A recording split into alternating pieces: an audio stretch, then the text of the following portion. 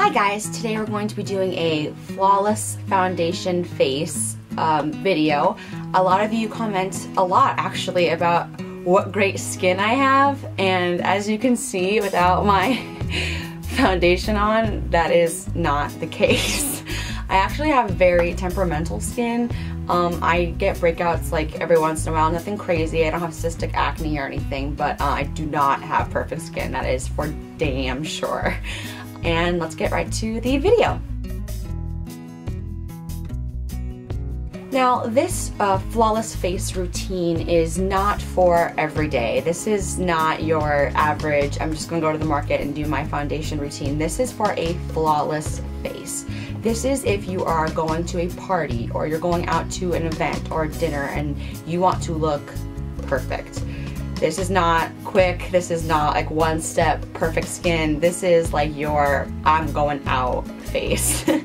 So I just want to put that out there. I will do a separate video, like a 5-minute everyday makeup routine, because Lord knows I do not do all of this every day. So the first step is priming your face. For me, I use 2 different primers because I have combination skin. Parts of my skin can get oily and parts of it can get really dry and need moisture. I used to have really dry skin when I was using benzoyl peroxide every day on my face, but my face got so dry that it was like flaky all the time, and I said, you know what, I'd rather have the occasional breakout than have this like scaly skin. So now my skin's kind of back to normal to combo. So I use 2 different kinds of primers. I use this Smashbox Photo Finish Pore Minimizing Oil-Free Foundation Primer.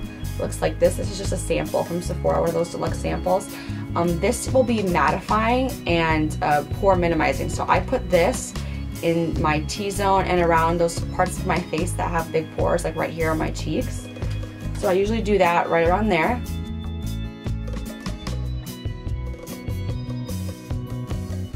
So I'll do that on my T-zone and on this part of my face here. And then for the other parts of my face, my absolute favorite primer of all time is That Gal Brightening Primer. I've used this in my other tutorials. This does not have silicone in it. It smells amazeballs and it has a really nice light reflecting property to it. So I'll put that all over my chin and pretty much everywhere else. Sometimes I will also put this over where I've already put the other primer if I want like a brightening on the cheeks. I find that these work really well together, and because they're a different consistency, they don't really like hurt the other one, they just help each other. As you can see, I've already done my eye makeup. I like to do, when I'm doing a smoky eye or a glittery eye, I do my eye makeup first so that way my foundation doesn't get ruined if there's any fallout. This is a great tip if you don't normally do that. Give it a go. You might find that it's actually a lot easier, and then if you want a really clean edge, you can use tape or you can use a Q-tip and just make that really sharp line, and it really makes a big difference. So now for the actual foundation. My holy grail foundation lately has been the Estee Lauder Double Wear in the shade 1W1, which is called Bone. This paired with, I only have samples with me right now because I didn't want to pack everything with me to Connecticut, but this is actually the Becca Perfect Complexion Cream. Oh god, I don't remember the name of it is. Sometimes when you want like the perfect foundation for your skin, you have to combine 2 different products. I love the Double Wear because it lasts all day and it looks perfect, and by the end of the day when I look in the mirror I still look exactly the same as when I first put it on, but it doesn't have quite the same amount of pigmentation as the Becca foundation does, but the Becca foundation doesn't last as long in my opinion. So I mix the 2 together and it's perfect for when I'm not having a great skin day, which is today clearly. So I can get the full coverage I really want and the staying power. So for me this is like the winning combo. So then I'll just mix them up on my hand and I'll put them on my face and then blend it in with the brush. When doing foundation, it's better to start with less, and you can always put on more. It's a lot harder when you put too much on to blend it all around. It looks like I have a lot on right now, but it's actually really thin layers, so it's gonna be okay, don't worry. My go-to brushes for foundation are the Sigma F80, which everybody uses. It's just a nice flat top Kabuki brush, but I also really like lately the Urban Decay Optical Blurring Brush. It's more of a round dome, as you can probably see. versus the Sigma, which is very flat. I find that this works really well, the Urban Decay, with the Becca and the Kat Von D when I'm using them by themselves. I think this is like the brush for that. I don't know why, I like it better than the Sigma for certain things. Different brushes for different foundations. But today I'm going to be using the Sigma because I think most people have that, so, or most people know about it, so I'm going to use that. Now I'm just pushing into the skin. I'm not rubbing yet, I'm not buffing. I'm pushing it until it's all sort of in an even amount on my face. And then once it's all kind of even, then that's when I'll buff it in and blend it out. I just want to make sure it gets all over and into the actual skin, and like my skin sucks it up.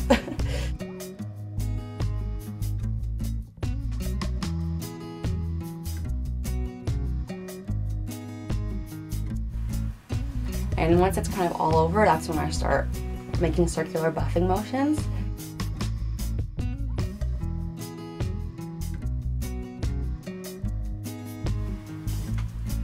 This looks like really light on me, but if you can see the rest of my body, it's actually the same color. And then this is the point if you can decide if you want to put more on or less on. I'm definitely going to put more on because I don't have the coverage I quite want yet.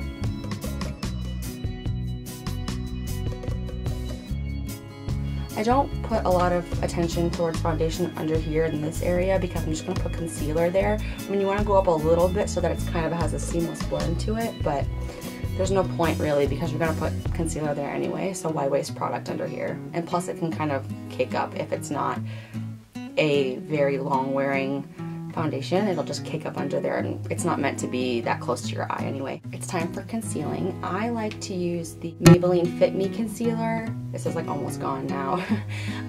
For spots around my face. This is also really great for the under eye, but not quite as good as the MAC Pro Longwear, or I really like the Bye Bye Under Eye by IT Cosmetics. This is their waterproof version, which is like, hello, waterproof, give it to me. And sometimes I'll mix these two together under the eyes, and that's a really great combo. I will spot conceal with this guy.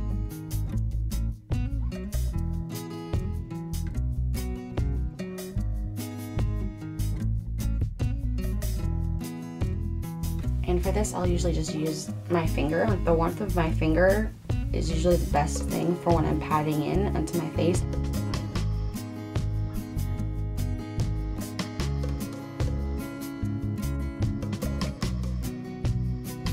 At this point, I will use a damp beauty blender type product. This is from Real Techniques.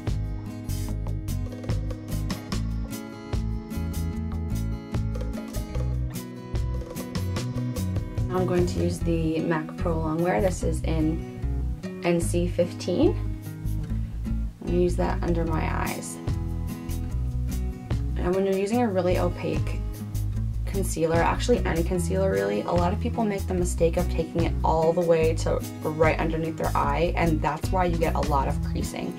Because if you're going to place the product right there and then sheer it out, there's just too much product. Even if you use a beauty blender, the chances of it being too much product there, it's going to crease. It's going to become emollient in those fine lines and then create those little lines. If you start it just underneath your eye, like right where the dip of your natural eye shape would be, that's going to be perfect, and then you can bring it up, but you won't have to shear it down, and so just the right amount of product will end up in those spots that tend to crease, and then you'll be okay. This is a good tip for people with lots of under eye lines or crepiness, or people with mature skin. But I also really recommend a beauty blender type product.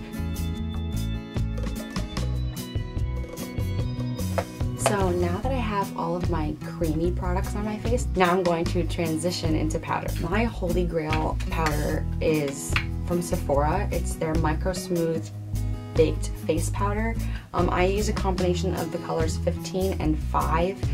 I wish there was a shade in between because this is too light and this is too dark, so I have to combine them. But it gives me added coverage, and it's also a nice setting powder and gives me a nice sheen. So I really like using this. I could use it by itself, or I use it on top of foundation for that extra coverage. Oh my gosh, one of my holy grail brushes. I got it at the store Icing. It's kind of like Claire's if you have it in the mall. It looks kind of like the Sigma F80, but it's a different texture. I don't know why. It looks like it's Duofiber, but it's not. and it's just a really flat top powder brush. And I don't know why I love it so much. I loved it for years. I'm never getting rid of it. I am obsessed with it. So I mix the two powders and I tap off the excess because that's when you're gonna get cake face. You don't want that. And then I press into the areas that I need more coverage. Just press, press, press, press, press. Don't swirl because you're gonna move all of that cream around and you don't wanna do that.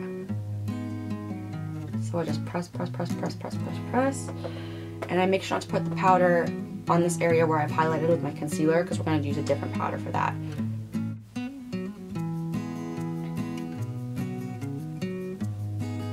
Make sure you take that all the way down so there's no harsh lines.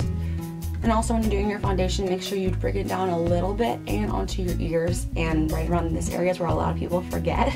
Just want to make sure you get up in there too and all along the hairline.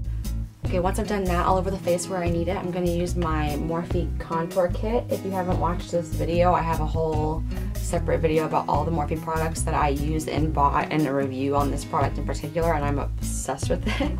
I'm going to be using this white yellow. It's a little bit more yellow in person, but it's mostly a mixture between white and yellow. I'm going to put that on my Sigma tapered highlighter, and then I'm going to set my under eye and any other areas that I really am worried about creasing.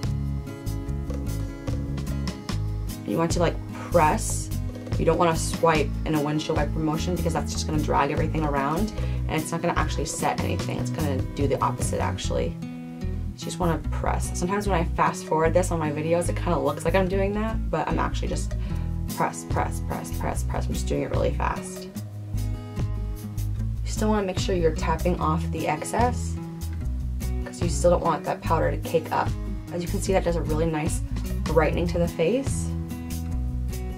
I bring that pretty much all the way where I've put my concealer, so all the way down in this triangle motion like this.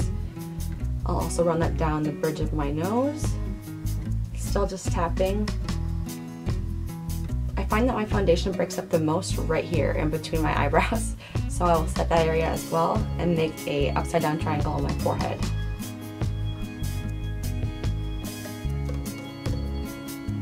I also set these little, they're called nasal labial folds, but that name sounds hideous, so, but that's what they're called.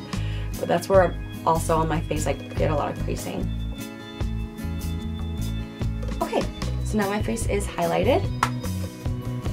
And this is an optional step. If you want, you can just stop here and then you can do your contour and your blush or whatever. But I like to use, if I'm going out, this Hourglass Ambient Lighting Powder in Diffused Light. It's a very light but sort of yellow pearl essence that just adds a glow from within, and I'm using this Morphe Duofiber brush. It actually doesn't have a number on it, but this is what it looks like. It's in here. Tap off the excess and just run that all over my face. This can also be used as a setting powder as well. I used to actually use this under my eyes because it's so light, it actually works really well. That's all. That's it. And I will be doing a separate video with this eye look, which I still have to finish under the eyes now that I've done my concealer, and I will be doing a blush and contouring video. So this is how you get your flawless face. I hope this was helpful. If you have any additional questions, please ask them below in the comments and I'll be happy to answer. And yeah, I will see you next time. Thanks for watching.